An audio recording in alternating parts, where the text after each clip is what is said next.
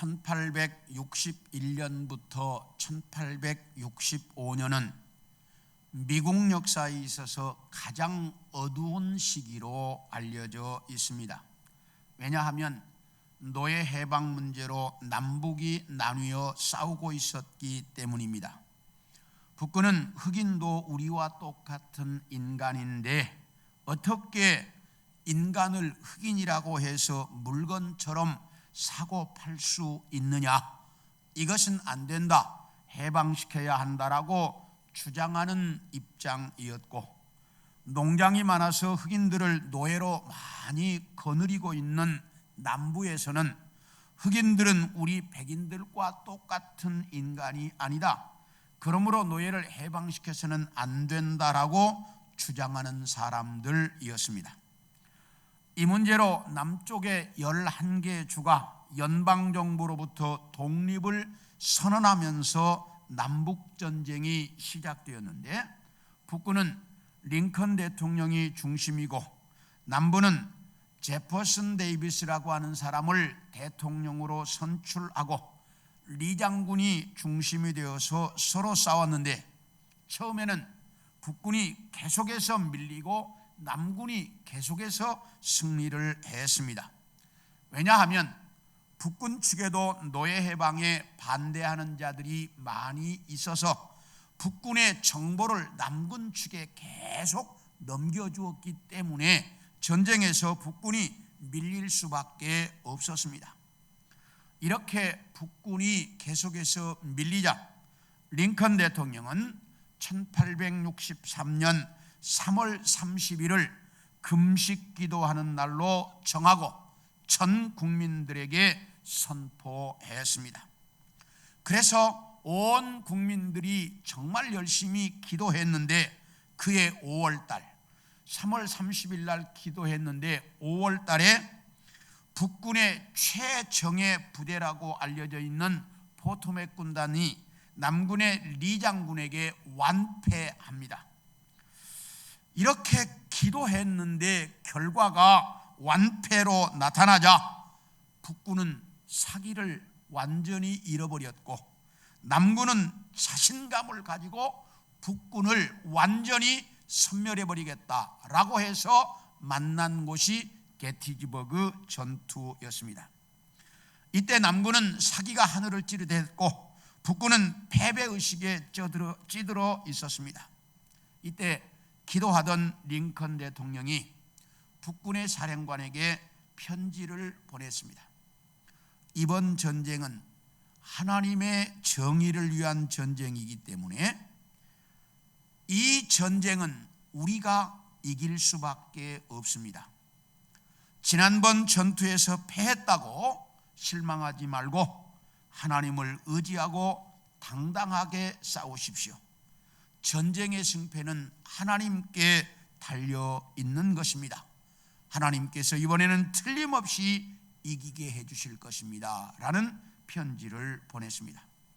그리고 1863년 7월 1일부터 7월 3일까지 게티즈버그에서 전투가 치열하게 전개되었는데, 그 전쟁에서 북군이 승리합니다.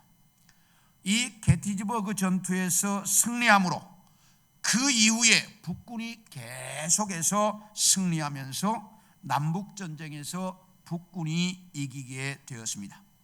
그런데 많은 사람들은 링컨이 게티즈버그 연설에서 했던 of the people, by the people, for the people, 국민에 의한, 국민을 위한 정치라고 하는 말만 기억할 뿐, 이 게티즈버그 전투에 대해서는 잘 모르는데, 사실은 남북전쟁의 승패를 좌우했던 전투가 이 게티즈버그 전투였는데, 이 게티즈버그 전투는 링컨과 국민들의 기도에 의해서 이겼던 전투로 더 널리 알려져 있습니다. 그런데 오늘 여러분에게 읽어드린 이 본문은 이스라엘 나라의 솔로몬 임금이 성전 건축을 마치고 봉헌식을 하면서 하나님께 기도했는데, 그 솔로몬 임금의 기도에 대한 응답으로 하나님께서 주신 말씀이 오늘 본문의 말씀입니다. 그런데 이 말씀에 보면 성전에 대해서 말씀하고 있습니다. 그래서 오늘은 여러분들과 함께 성전에 대한 말씀을 좀 같이 나누려고 합니다.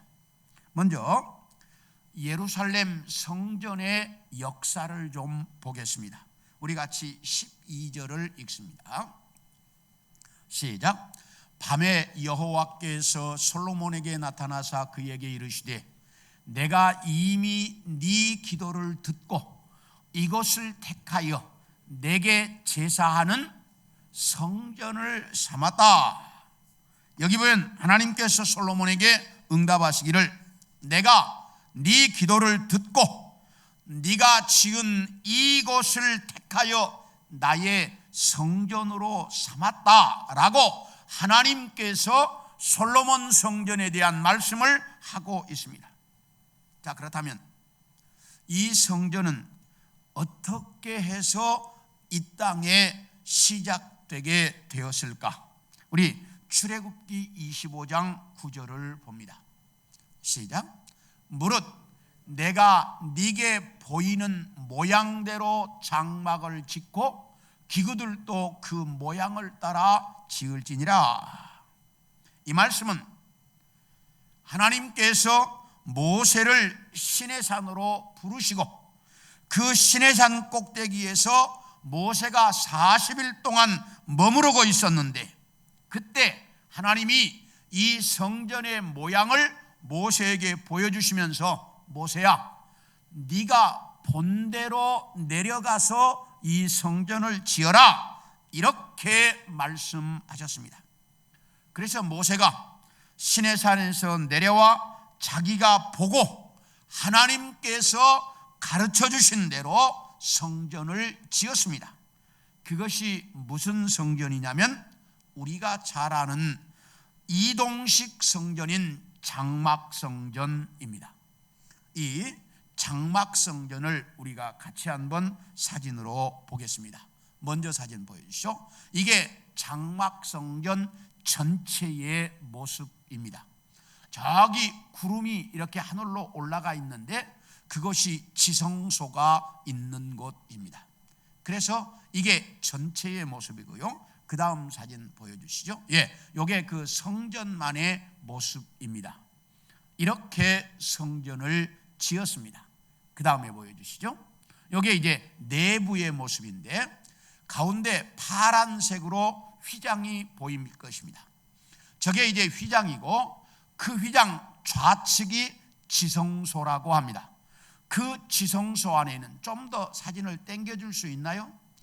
당겨주시면 좌측에 법궤가 놓여 있습니다. 보이십니까? 법궤가 놓여 있는데 저게 지성소 안에 있는 법궤이고요. 우측에는 이제 이걸 가리켜서 성소라고 하는데 맨 휘장 앞에 놓여 있는 것이 향단입니다. 그리고 그 여러분들이 보시는 곳에서 휘장에서 좌측에 있는 곳이 등대이고 우측에 있는 곳이 떡상입니다. 이게 이제 좀 크게 확대해서 보여주셨는데 지금 보이는 것이 이제 그래서 향단과 떡상과 지성소가 보입니다. 이 성전은 이동식이었기 때문에 이런데 나중에 이게 고정식 건물이 되면서 성전의 외형은 완전히 바뀝니다. 그러나 내부의 모습은 지성소와 성소로 하나도 바뀌지 않습니다. 이 장막성전은 모세 때 만들어져서 이동식이었기 때문에 광야 40년 동안 이스라엘 백성들이 옮겨 다닐 때 이 성전도 옮겨 다녔습니다. 그리고 이스라엘 백성들이 가나안 땅에 들어갈 때 이 성전을 가나안 땅으로 가지고 들어갔습니다.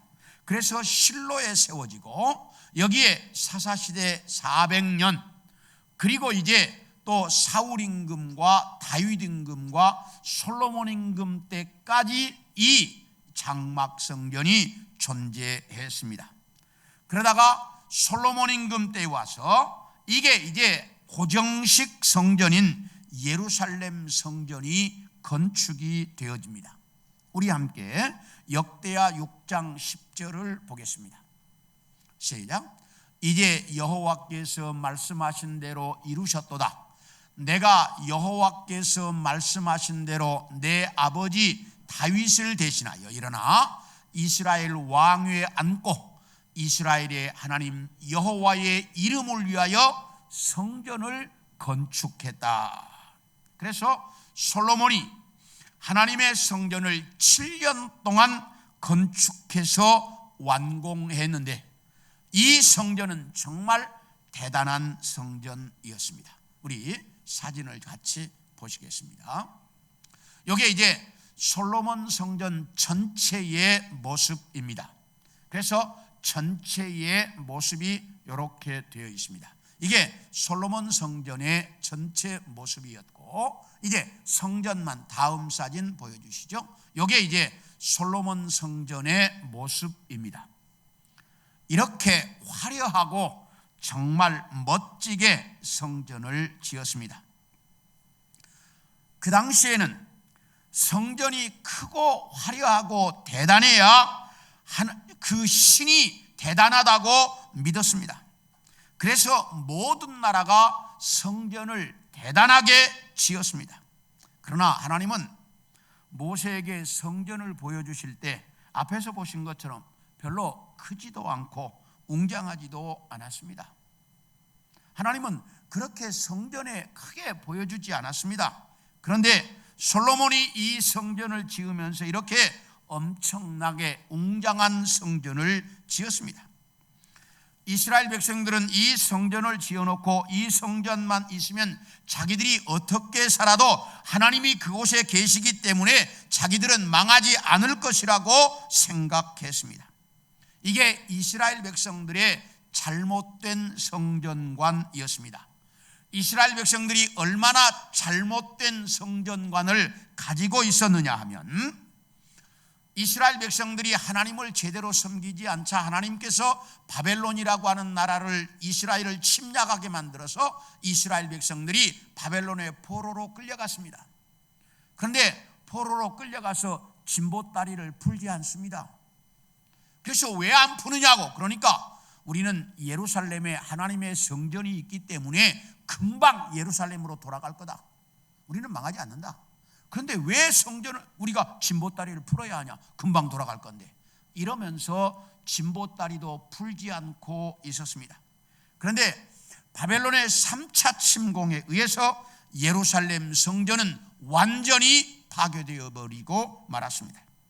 그리고 그 안에 있던 모든 기구와 보물들도 다 바벨론에 빼앗기고 말았습니다.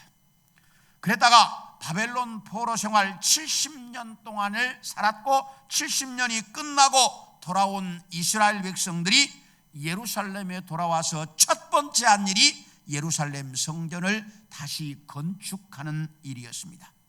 이렇게 해서 건축한 성전을 스룹바벨 성전이라고 말합니다. 우리 한번 사진을 보여주시죠. 예, 이게 스룹바벨 성전입니다. 자, 전체 외형은 어때요? 솔로몬 성전과 비슷합니다. 그런데 가운데 있는 그 성전의 모습이 어때요? 아주 초라하고 아주 이제 이렇게 조그마했습니다. 이렇게 이 스룹바벨 성전은 솔로몬 성전에 비해서 아주 초라했습니다. 그리고 가장 중요한 것은 성전 안에 있어야 할 법궤가 바벨론 포로 생활 기간 동안에 없어져 버렸기 때문에 스룹바벨 성전 안에 법궤가 없었다라고 하는 사실입니다.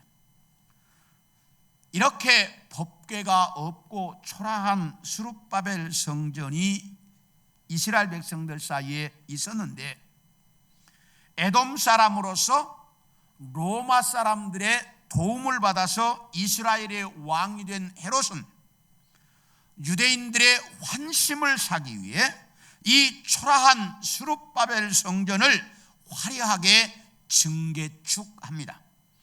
BC 20년경부터 예수님이 공생애를 시작하실 때까지 약 46년 동안 공사를 지속했습니다. 그러나 완공하지 못하다가 AD 64년경에 가서야 헤롯이 증개축을 완공합니다. 그 헤롯 성전을 보여주세요. 이제 요게 헤롯 성전입니다. 솔로몬 성전과 어때요? 많이 비슷하지요. 이만큼 이제 그렇게 아주 초라했던 스룹바벨 성전을 솔로몬 성전에 버금가도록 많이 이제 몇 년 동안 개축했냐? 80년 동안 건축 공사를 했어요. 그래가지고 저 정도로 솔로몬 성전과 비슷한 헤롯 성전을 완공했습니다. 그런데 이렇게 화려하게 헤롯이 성전 건축을 완공했는데 완공한 지 6년 만에, 몇 년 만에요? 6년 만에 AD 70년 64년에 완공하고 AD 70년 로마 티토 장군에 의해서 예루살렘이 함락되면서 이 헤롯 성전은 완전히 파괴되어 버리고 말았습니다. 그래서 지금은 벽 한쪽만 남아 있어서 통곡의 벽이라고 알려져 있는 벽 한쪽만 남아 있고 다 파괴되어 버리고 말았습니다. 이렇게 성전은 장막 성전, 솔로몬 성전, 스룹바벨 성전, 헤롯 성전으로 이어오다가 AD 70년에 완전히 파괴되어서 이 땅에서 사라지고 말았습니다. 자, 그런데 중요한 것은 이렇게 예루살렘 성전이 없어진 다음에 이 땅에 하나님의 성전은 남아 있습니까? 없어졌습니까? 이게 이제 가장 중요한 이야기입니다. 우리 요한복음 2장 21절을 읽겠습니다. 시작. 그러나 예수는 성전된 자기 육체를 가리켜 말씀하신 것이다. 이 말씀은 예수님께서 예루살렘 성전에 올라가셔서 성전 안에서 소와 양과 비둘기 파는 사람들을 채찍으로 다 내쫓으시고 돈 바꾸는 사람들의 상을 완전히 뒤엎으신 다음에 만인이 기도하는 내 아버지의 집을 너희가 강도의 굴레로 만들었다라고 호통을 치셨습니다. 그러니까 이것을 보고 있던 유대인들이 네가 이럴 만한 자격이 있느냐? 네가 이럴 만한 자격이 있다면 우리에게 뭔가 좀 보여줘라. 그러면 우리가 믿겠다. 이러면서 예수님에게 표적을 요구했습니다. 그때 예수님께서 이 유대인들에게 이야기하기를 이 성전을 헐어라. 내가 사흘 만에 다시 짓겠다. 그러니까 유대인들이 야, 헤롯 임금이 46년 동안 지어도 완공하지 못했어 이거. 그런데 사흘 만에 다시 짓겠다고? 그러면서 유대인들이 다 예수님을 비웃었습니다. 그런데 예수님께서 뭐라고 말씀하시냐? 이것은 성전된 자기 육체를 가리켜서 하신 말씀이다 라고 말씀하고 있습니다. 다시 이야기하면 예수님 자신이 십자가에 죽었다가 3일 만에 다시 살아날 것을 비유로 하신 말씀입니다. 그런데 이때 예수님은 분명하게 자기 자신을 가리켜서 성전이라고 말씀하고 있습니다. 이때부터 성전은 이스라엘 백성들이 생각하고 있는 예루살렘 성전과 같은 건물을 이야기하지 않는다는 사실입니다. 그리고 우리 다 같이 고린도전서 3장 16, 17절을 봅니다. 시작. 너희는 너희가 하나님의 성전인 것과 하나님의 성령이 너희 안에 계시는 것을 알지 못하느냐? 누구든지 하나님의 성전을 더럽히면 하나님이 그 사람을 멸하시리라. 하나님의 성전은 거룩하니 너희도 그러하리라. 여기 보면 예수 믿는 우리 성도들을 향해서 너희가 하나님의 뭐다? 성전이다, 이렇게 분명히 말씀하십니다. 그럼 왜 우리가 하나님의 성전이냐? 성령 하나님이 우리 안에 계시기 때문에 우리가 성전이라고 말씀하고 있습니다. 다시 이야기하면 성전은 하나님이 계시는 곳이, 그런데 성령 하나님이 내 안에 계시기 때문에 우리를 가리켜서 성전이라고 그렇게 말씀하시고 있습니다. 그러면서 이렇게 말씀합니다. 누구든지 하나님의 성전을 더럽히면 하나님께서 그 사람을 벌하신다.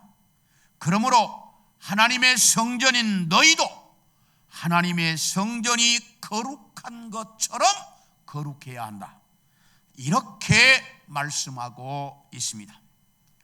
사랑하는 성도 여러분, 예루살렘 성전이 이스라엘 백성들의 꿈이었고 소망이었던 것처럼 우리도 하나님의 성전으로서 이 땅에 꿈이 되고 희망이 될 수 있도록 살아야 한다, 이렇게 말씀하신 적이 있어요. 그러면 어떻게 해야 이 땅에 꿈이 되고 희망이 될 수 있느냐? 성전이 거룩한 것처럼 우리도 거룩해야 이 땅에 희망이 되고 이 땅에 소망이 되고 꿈이 될 수 있다라고 말합니다. 그러면 우리가 어떻게 해야 거룩해질까? 우리 디모데전서 4장 5절을 봅니다. 시작. 하나님의 말씀과 기도로 거룩하여짐이라. 여기 정확하게 설명해요. 우리가 거룩해져야 하는데 어떻게 해야 거룩해질 수 있느냐? 하나님의 말씀과 기도로 거룩해진다, 이렇게 정확하게 설명하고 있습니다. 이제부터 성령님이 계시는 내 안에 음란과 시기와 불평과 욕심과 교만 같은 것들은 다 없애버리고 말씀과 기도로 가득 채울 수 있기를 소원합니다. 그렇게 되면 내 자신이 거룩한 성전이 되어질 수 있다라고 말합니다. 원하기는 이 예배를 드리는 우리 모든 성도들은 말씀과 기도로 거룩한 성전이 되어질 수 있기를 축원합니다. 그래야 이 땅에 희망이 되고 꿈이 될 수 있다라고 말합니다. 우리 성도들은 모두가 다 이 땅에서 꿈이 되고 희망이 될 수 있는 성도들 되어질 수 있기를 축원합니다. 다음으로 성전에는 여호와의 눈과 마음이 항상 머문다라고 말씀하고 있습니다. 우리 16절을 봅니다. 시작. 이는 내가 이미 이 성전을 택하고 거룩하게 하여 내 이름을 여기에 영원히 있게 하였습니다. 내 눈과 내 마음이 항상 여기에 있으리라. 여기 내가 이 성전을 택하고 거룩하게 해서 내 이름을 영원토록 이곳에 둔다, 그렇게 말씀하는데, 그러면 하나님의 이름이 영원토록 있다는 말이 구체적으로 무슨 뜻이냐? 오늘 본문에서 하나님의 눈과 마음이 머문다는 뜻이다, 이렇게 말합니다. 그러므로 성전은 하나님의 눈과 마음이 항상 머물러 있는 곳, 그것이 성전입니다. 이 말씀은 솔로몬이 성전을 봉헌하면서 하나님의 눈이 언제나 이곳에 머물러서 이곳에 와서 기도하는 사람들을 보시고 그 기도를 들어주십시오라고 기도한 솔로몬의 기도에 대한 응답으로 주신 말씀입니다. 그러므로 성전에 하나님의 눈이 머물러 있는 이유는 누가 와서 기도하나 그거 보시려고 머물러 있는 것이고, 마음이 머물러 있는 이유는 무슨 기도를 하나 하고 들으셔서 그 문제 해결해 주려고 마음이 머물러 있다, 이렇게 말씀하고 있다 그 말이에요. 그러므로 하나님의 눈이 머무르는 것은 누가 기도하는지를 보려고, 마음이 머는 것은 무슨 기도하는지를 듣고 도와주려고 하나님의 눈과 마음이 머무른다, 이렇게 말씀합니다. 우리 열왕기하 19장 14절과 16절을 보겠습니다. 시작. 히스기야가 사자의 손에서 편지를 받아보고 여호와의 성전에 올라가서 히스기야가 그 편지를 여호와 앞에 펴놓고 16절 여호와여 귀를 기울여 들으소서, 여호와여 눈을 떠서 보시옵소서, 사내립이 살아계신 하나님을 비방하러 보낸 말을 들으시옵소서. 이 말씀은 아수르가 어마어마한 군대를 거느리고 유다 나라를 침략해 왔습니다. 그리고 예루살렘을 포위하고 히스기야 임금에게 편지를 보내서 이제 협박을 하는데 뭐라고 말하느냐? 히스기야야, 세상 어느 나라도 우리나라 앞에 항복하지 않은 나라가 없다. 그러니 너희도 빨리 항복해라. 그렇지 않으면 너희는 다 죽는다. 이렇게 협박 편지를 보냈습니다. 그러니까 히스기야 임금이 그 편지를 들고 하나님의 성전으로 올라가서 편지를 쫙 펴놓고 이렇게 기도합니다. 하나님, 이 편지 좀 읽어보세요.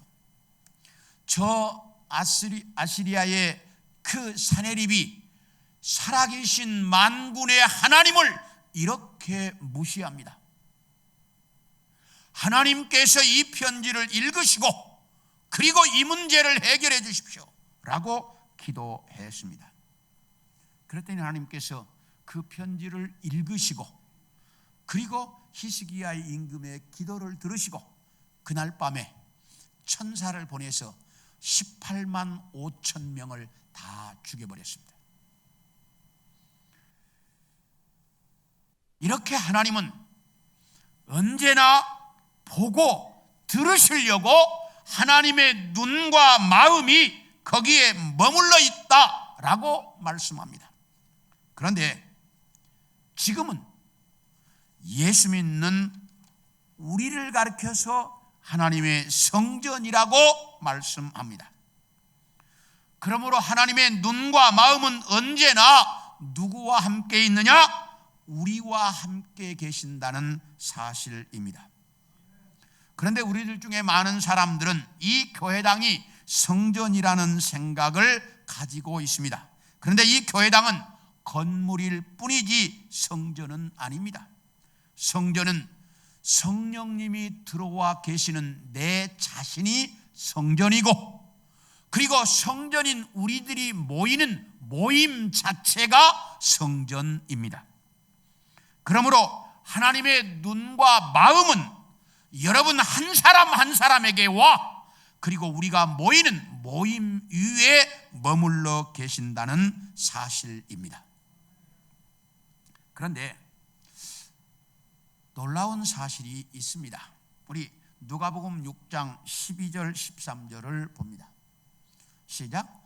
이때에 예수께서 기도하시러 산으로 가사 밤이 새도록 하나님께 기도하시고 밝음에 그 제자들을 부르사 그 중에서 12를 택하여 사도라 칭하셨다. 이 말씀은 예수님께서 12 제자를 선택하시기 전날 밤을 새워가며 철야 기도하신 내용입니다. 그런데 이 본문을 제가 사복음서를 다 뒤져가면서 아무리 읽어봐도 밤이 새도록 예수님이 기도하신 기도에 대해서 하나님이 뭐라고 응답하신 내용이 없습니다. 혹시 여러분들이 읽으셨는지 모르겠는데 제가 다 찾아봐도 하나님이 한마디도 응답하지 않으셨습니다.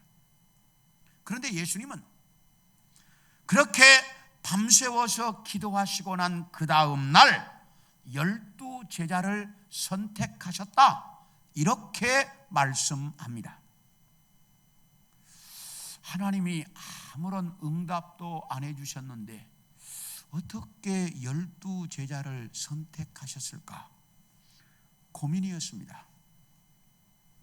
마가복음 1장 35절도 읽겠습니다. 시작.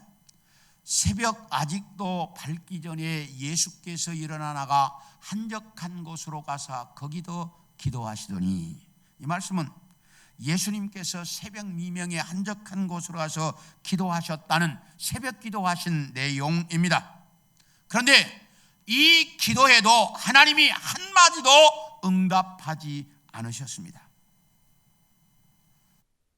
그리고 우리가 잘 아는 겟세마네의 기도, 예수님이 땀방울이 핏방울이 되도록 습관을 쫓아서 그렇게 기도하셨는데 성경을 아무리 봐도 하나님이 뭐라고 특별히 기도한 응답의 내용이 없어요.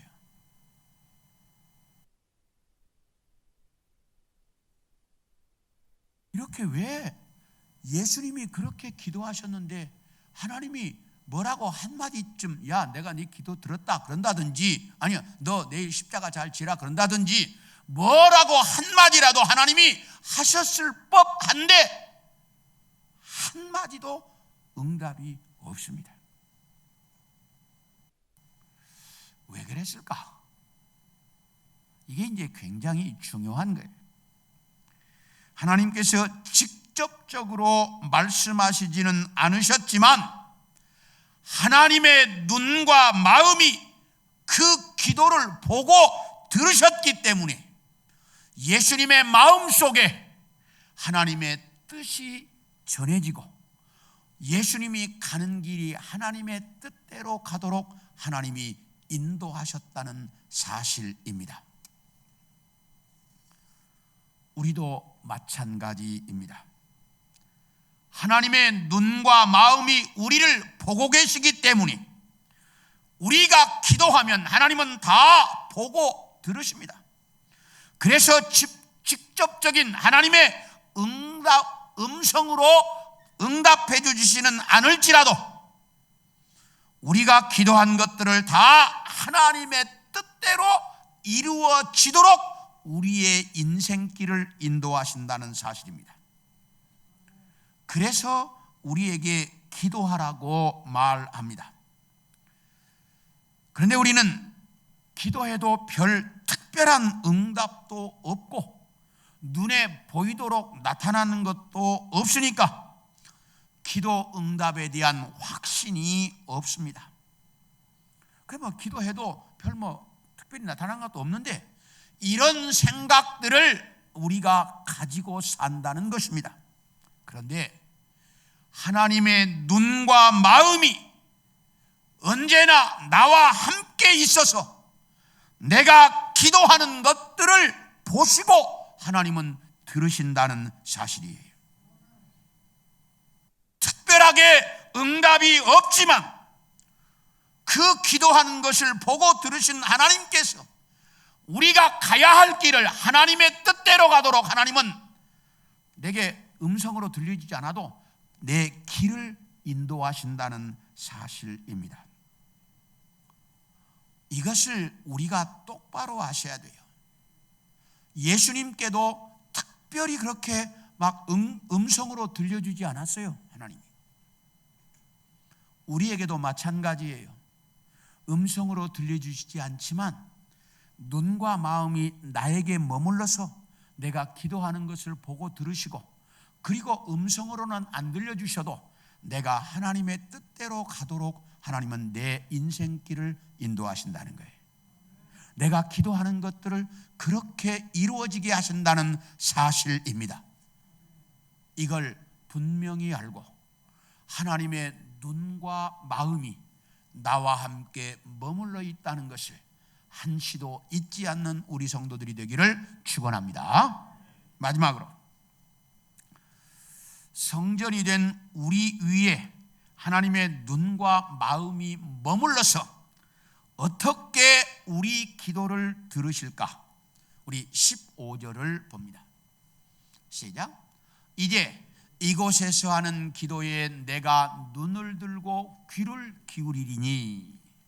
여기 보면 하나님께서 솔로몬에게 너희가 이곳에서 하는 기도에 내가 눈을 들어서 보고 귀를 기울여서 듣겠다라고 말씀하십니다.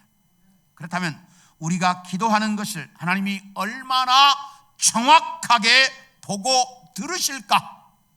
우리 다 같이 역대하 6장 26절과 28절을 읽겠습니다. 시작. 만일 그들이 주께 범죄함으로 말미암아 하늘이 닫히고 비가 내리지 않는 주의 벌을 받을 때에 이곳을 향하여 빌며 주의 이름을 인정하고 그들의 죄에서 떠나거든, 만일 이 땅에 기근이나 전염병이 있거나 곡식이 시들거나 깐부기가 나거나 메뚜기나 황충이 나거나 전국에 적국이 와서 성읍들을 에워싸거나 무슨 재앙이나 무슨 질병이 있거나를 막론하고.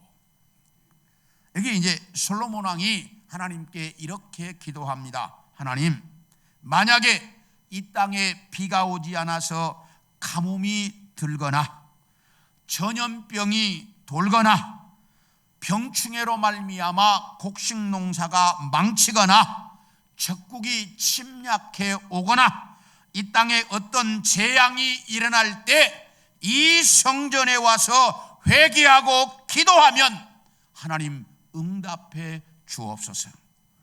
그렇게 기도했습니다. 그랬더니 하나님이 어떻게 응답하시는지를 보겠습니다. 본문 13, 14절입니다. 시작. 혹 내가 하늘을 닫고 비를 내리지 아니하거나 혹 메뚜기들에게 토산을 먹게 하거나 혹 전염병이 내 백성 가운데 유행하게 할 때에 내 이름으로 일컫는 내 백성이 그들의 악한 길에서 떠나 스스로 낮추고 기도하여 내 얼굴을 찾으면 내가 하늘에서 듣고 그들의 죄를 사하고 그들의 땅을 고칠지라. 하나님께서 솔로몬에게 이렇게 말합니다. 솔로몬아, 이 땅에 비가 오지 않아 가뭄이 들거나 곡식 농사가 병충해로 말미암아 흉년이 들거나 전염병으로 백성들이 고생하거나 혹 적국이 침략해 와서 올 때 이곳에 와서 회개하고 기도하면 내가 듣고 이 모든 문제를 해결해 주겠다, 이렇게 말씀하고 있습니다. 지금 우리나라는 중국 우한에서 발병한 우한 폐렴 코로나 바이러스로 말미암아 정말 힘들고 고통스러운 시기를 지나고 있습니다. 더구나 그 신천지 이단의 대구 집회 때문에 이 질병이 전국으로 확산이 되어서 나라는 전국적으로 초비상이고 대한민국이라고 하는 국가 이미지는 세계에서 형편없어지고 세계 여러 나라에서 입국 금지를 당하고 있고 경제는 그야말로 바닥을 치고 있습니다. 그리고 대한민국 모든 교회가 이 신천지 때문에 예배와 모든 모임을 중단함으로 그야말로 어마어마하게 힘든 시간을 보내고 있습니다. 지금 우리도 이것 때문에 교회당에 모여서 예배를 드리지 못하고 가정에서 인터넷으로 예배를 드리고 있습니다. 이때 오늘 본문에서 말씀하신 것처럼 너희에게 전염병이 돌아 고통스러우면 내게 와서 회개하고 기도해라. 그러면 응답해 주시겠다라고 하나님께서 분명히 말씀하고 있습니다. 우리 모두가 이 말씀을 믿고 하나님 앞에 그동안 잘못 살았던 것들을 회개하고 기도할 수 있기를 소원합니다. 이렇게 기도하면 하나님께서 분명히 우리의 기도에 응답해 주시겠다고 약속하셨습니다. 성전된 우리가 그렇게 하나님 앞에 기도할 수 있기를 소원합니다. 그리고 오늘은 3월 1일 3.1절 날입니다. 일제의 억압 속에서 나라의 독립을 위해 그렇게 싸웠던 조상들의 모습을 잊지 않고 기억할 수 있기를 바랍니다. 그래서 이렇게 세계에서 71개 나라가 입국 금지를 시키는 이런 지금 위기 속에, 경제는 그야말로 정말 다 위기라고 말하는 이 속에, 이 나라를 위해서 일제시대에 그렇게 기도했던 선조들처럼 기도할 수 있기를 원합니다. 그러면 하나님께서 우리 기도를 들으시고 응답해 주실 것입니다. 이렇게 하나님은 우리가 기도하면 정확하게 보고 들으신 다음에 그 기도에 응답해 주시겠다라고 약속하셨습니다. 이번에 우리 모두가 코로나 바이러스 문제를 놓고 회개하며 기도할 수 있기를 원합니다. 나라와 민족을 위해서 정말 회개하며 기도할 수 있기를 소원합니다.